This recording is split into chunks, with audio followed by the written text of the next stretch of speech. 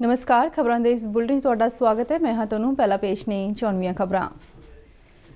प्रधानमंत्री नरेंद्र मोदी ने कोविड दी नवी लहर नाल सफलता नाल नजिठण लई देशवासियां दी कीती शलाघा।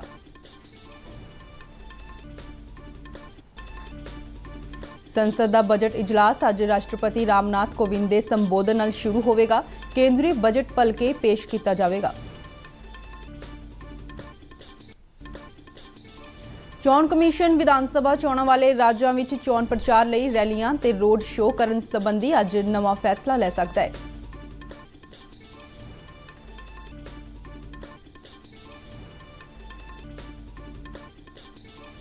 पंजाब असैंबली चोणां लई नामजदगियां भरन दा कम अज तो फिर शुरू होवेगा। कांग्रेस ने बाकी रहिंदे 8 असैंबली हलकियां ते उम्मीदवार ऐलाने। 3 मौजूद विधायकां दी टिकट कट्टी। मुख्यमंत्री 2 हलकियां तो चोण लड़नगे। ते हुण खबरां विस्तार नाल। प्रधानमंत्री नरेंद्र मोदी ने आकाशवाणी ते मन की बात प्रोग्राम की 85वीं कड़ी विच देशवासियों नाल वख-वख मुद्दों ते अपने विचार सांझे कीते। इस साल दे मन की बात प्रोग्राम की यह पहली कड़ी सी। प्रधानमंत्री मोदी ने कहा है कि दुनिया विच भारतीय सभ्याचार वाले खिच वध रही है। एक रिपोर्ट। गणतंत्र दिवस मौके दिल्ली दे राजपथ ते हुए समागम का विशेष तौर ते जिक्र किया। अभी कुछ दिन पहले ही हमने गणतंत्र दिवस भी मनाया। दिल्ली में राजपथ पर हमने देश के शौर्य और सामर्थ्य की जो झांकी देखी, उसने सबको गर्व और उत्साह से भर दिया है। एक परिवर्तन जो आपने देखा होगा, अब गणतंत्र दिवस समारोह 23 जनवरी यानी नेताजी सुभाष चंद्र बोस की जन्म जयंती से शुरू होगा और 30 जनवरी तक यानी गांधी जी की पुण्यतिथि तक चलेगा। आजादी का अमृत महोत्सव बारे गल करदियां प्रधानमंत्री नरेंद्र मोदी ने कहा कि इस महोत्सव विच देश यत्नां के जरिए अपने राष्ट्रीय प्रतीकों को मुड़ प्रतिष्ठित कर रहा है। हमने देखा कि इंडिया गेट के समीप अमर जवान ज्योति और पास में ही नेशनल वॉर मेमोरियल पर प्रज्वलित ज्योति को एक किया गया। इस भावुक अवसर पर कितने ही देशवासियों और शहीद परिवारों की आंखों में आंसू थे। नेशनल वॉर मेमोरियल में आजादी के बाद से शहीद हुए देश के सभी जाबाजों के नाम अंकित किए गए हैं। मुझे सेना के कुछ पूर्व जवानों ने पत्र लिखकर कहा है कि शहीदों की स्मृति के सामने प्रज्वलित हो रही अमर जवान ज्योति शहीदों की अमरता का प्रतीक है। प्रधानमंत्री मोदी ने कहा कि भारत कोरोना की नवी लहर नाल सफलता नाल लड़ रहा है। कोरोना की नई वेव से भारत बहुत सफलता के साथ लड़ रहा है। ये भी गर्व की बात है कि अब तक करीब करीब 4.5 करोड़ बच्चों ने कोरोना वैक्सीन की डोज ले ली है। इसका मतलब यह हुआ कि 15 से 18 साल की आयु वर्ग के लगभग 60% यूथ ने 3 से 4 हफ्ते में ही टीके लगवा लिए हैं। इससे न केवल हमारे युवाओं की रक्षा होगी बल्कि उन्हें पढ़ाई जारी रखने में भी मदद मिलेगी। एक और अच्छी बात यह भी है कि 20 दिन के भीतर ही 1 करोड़ लोगों ने प्रिकॉशन डोज भी ले ली है। अपने देश की वैक्सीन पर देशवासियों का ये भरोसा हमारी बहुत बड़ी ताकत है। अब तो कोरोना संक्रमण के केस भी कम होने शुरू हुए हैं। ये बहुत सकारात्मक संकेत है। लोग सुरक्षित रहें, देश की आर्थिक गतिविधियों की रफ्तार बनी रहे, हर देशवासी की यही कामना है। प्रधानमंत्री नरेंद्र मोदी ने आजादी का अमृत महोत्सव ते 1 करोड़ तो वध बच्चों वालों उन्होंने भेजे गए सुनेहा बारे भी गल की। मेरे प्यारे देशवासियों, अमृत महोत्सव पर आप सब साथी मुझे ढेरों पत्र और मैसेज भेजते हैं, कई सुझाव भी देते हैं।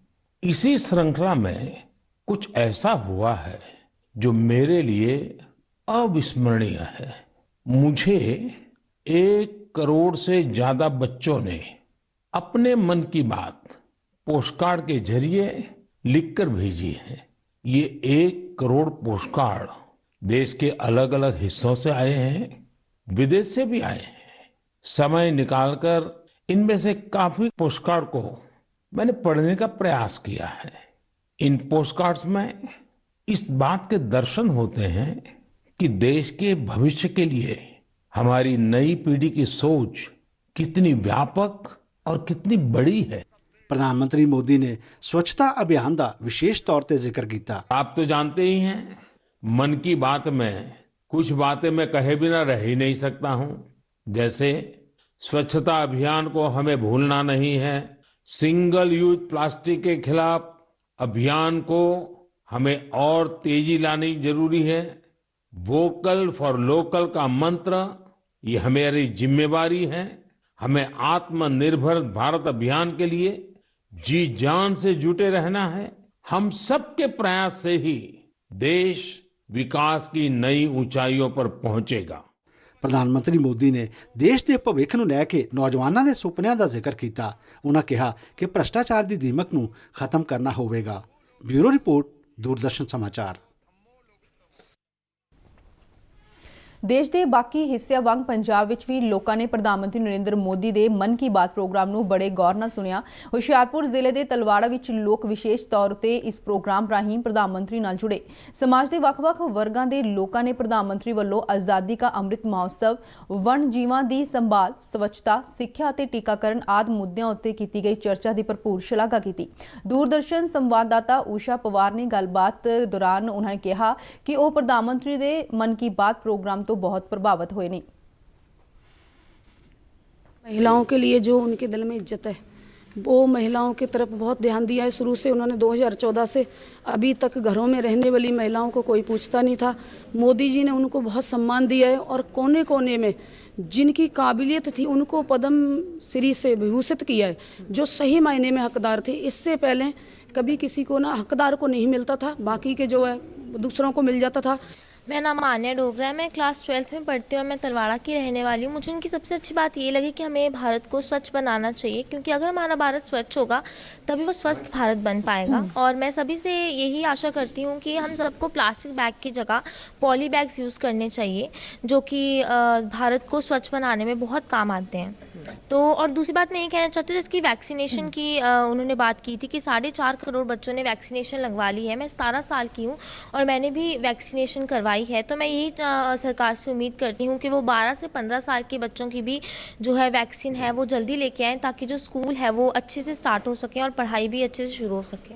मैं इसके संदर्भ में यही कहना चाहता हूँ कि जो जितने भी जो जानवर हैं हमारे, उनकी हमें सुरक्षा करनी चाहिए।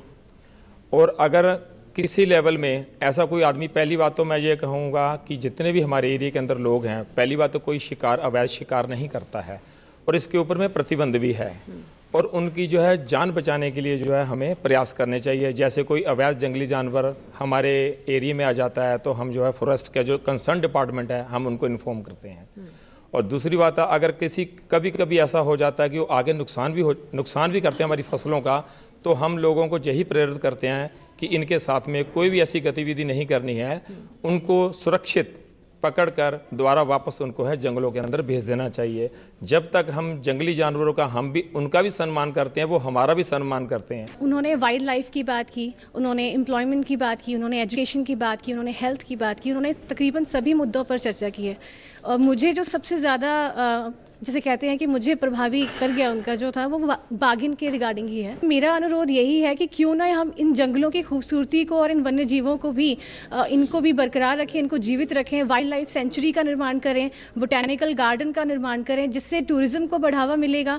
टूरिज्म बढ़ेगा तो एम्प्लॉयमेंट होगी और जो लोग यहाँ से पलायन करके जा रहे हैं, तलवाड़ा सूना होता जा रहा है, ये कंडी एरिया सूना ना होकर अंडर डेवलपिंग से डेवलपिंग होकर धीरे धीरे डेवलप्ड हो जाए। नरेंद्र मोदी जी ने हमें बताया कि अर्जेंटीना जैसे देश में भी भारतीय कल्चर को इतना प्रोग्रेस मिल रहा है, इतनी इम्पोर्टेंस मिल रही है, तो जो कमिंग यूथ है, हमारा जो जनरेशन है, कमिंग जनरेशन है, उसको भी अपने कल्चर को नहीं भूलना चाहिए। संसद का बजट इजलास अज राष्ट्रपति रामनाथ कोविंद वालों संसद के दोहां सदनां नूं संबोधित करन नाल शुरू होवेगा। साल 2021-22 का आर्थिक सर्वेखण भी अज ही संसद विच रखिया जावेगा। वित्त मंत्री निर्मला सीतारमण भलके केंद्रीय बजट पेश करनगे। बजट इजलास का पहला हिस्सा 11 फरवरी तक चलेगा, जबकि दूजा हिस्सा 14 मार्च तो शुरू होकर 8 अप्रैल तक चलेगा। बजट इजलास नूं सुचारू तौर ते चलाउण लई सरकार ने अज सियासी पार्टियां दी एक आल पार्टी मीटिंग बुलाई है। कोविड के हालात नूं वेखदे मीटिंग वर्चुअल माध्यम राही होवेगी। कोविड सुरक्षा नियमां नूं ध्यान विच यकीनी बनाउण वास्ते बुधवार तो संसद का कामकाज 2 शिफ्टां विच होवेगा। राज्य सभा की कार्रवाई सवेरे 10 बजे तो लैके बाद दोपहर 3 बजे तक होया करेगी ते लोक सभा शामी 4 बजे तो लैके राती 9 बजे तक अपना विधानक कामकाज निपटाएगी। राज्य सभा विच सिफर काल 1 घंटे तो घटा के अद्धे घंटे का कर दिता गया है। विधान सभा चोणां वाले 5 राज्यां विच चोण प्रचार लई रैलियां ते रोड शो करन संबंधी चोण कमीशन वालों अज फैसला कीता जावेगा। कोई फैसला लैण तो पहलां चोण कमीशन केंद्रीय सेहत सकत्तर ते होरनां अधिकारियां नाल इन्हां राज्यां विच कोविड स्थिति का जायजा लवेगी। फिलहाल चोण कमीशन वालों उम्मीदवारां वालों सिद्धी रैली करन उपर पाबंदी लगी हुई है। पंजाब असैंबली चोणां लई नामजदगियां दाखल करन दा काम अज 5वें दिन फिर शुरू हो जाएगा। कल ऐतवार की छुट्टी कारण नामजदगियां दाखल नहीं कीतियां गईयां सन। पिछले 4 दिनों में चोणां लई आजाद उम्मीदवारों समेत वख-वख पार्टियां दे कुल 619 उम्मीदवारों ने अपने नामजदगी पत्र दाखल किए हैं। नामजदगियां की पड़ताल 2 फरवरी नूं कीती जाएगी और 4 फरवरी तक नामजदगियां वापस लईयां जा सकणगियां। सूबे के सारे 117 असैंबली हलकियां विच वोटां 20 फरवरी नूं पाईयां जाणियां ने अते वोटां की गिनती 10 मार्च नूं शुरू होवेगी। पंजाब विधान सभा चोणां तो पहलां वोटरां नूं उन्हां दी वोटां दी अहमियत बारे रचनात्मक ढंग नाल जागरूक करन लई पंजाब दे मुख चोण अफसर दे दफ्तर ने कल फेसबुक लाइव इवेंट राही शेर नूं दर्शाउंदा अपना चोण मस्कट शेरा लॉन्च किया। इस मौके दिव्यांग वोटरां नूं विशेष तौर ते समागम विच शामिल होण लई सद्दा दिता गया सी। समागम दौरान मुख चोण अधिकारी डॉक्टर एस करुणा राजू ने कहा है कि रवायती पंजाबी पहरावे विच तैयार होना चोण मस्कट शेरा पंजाब दे अमीर सभ्याचारक विरसे नूं दर्शाउंदा है। उन्होंने कहा है कि वोटरां नूं नुक्कड़ नाटकां अते भंडां दे रूप विच रंगमंच कलाकारां दीआं पेशकारियां राहीं भी जागरूक किया जा सकता है। कांग्रेस पार्टी की केंद्रीय चोण कमेटी ने 8 असैंबली हलकियां ते उम्मीदवारों का ऐलान कर दिता है। पार्टी के जनरल सकत्तर मुकुल वासनिक वालों जारी इस लिस्ट मुताबक अटारी राखवें हलके तो तरसेम सिंह सियालका, खेमकरन तो सुखपाल सिंह भुल्लर, नवां शहर तो सतबीर सिंह सैनी बाली चिक्की, लुधियाना दखनी तो ईश्वरजोत सिंह चीमा, जलालाबाद तो मोहन सिंह फलियांवाला, भदौड़ राखवां हलके तो चरणजीत सिंह चन्नी, बरनाला तो मनीष बांसल और पटियाला तो विष्णु शर्मा शामिल ने। इस तरह पार्टी ने हुण सारे 117 हलकियां लई अपने उम्मीदवारों का ऐलान कर दिता है। नवां शहर तो पार्टी के विधानकार अंगद सैनी, जलालाबाद तो रमिंदर आमला और अटारी तो तरसेम डीसी की टिकट कट दी गई है। मुख मंत्री चरणजीत सिंह चन्नी चमकौर साहिब तो इलावा हुण भदौड़ तो भी चोण लड़नगे। पार्टी ने पटियाला तो कैप्टन अमरिंदर सिंह के खिलाफ पटियाला के साबका मेयर विष्णु शर्मा नूं उम्मीदवार बनाया है। बरनाला तो साबका केंद्रीय मंत्री पवन बांसल के पुत्र मनीष बांसल नूं टिकट दी गई है।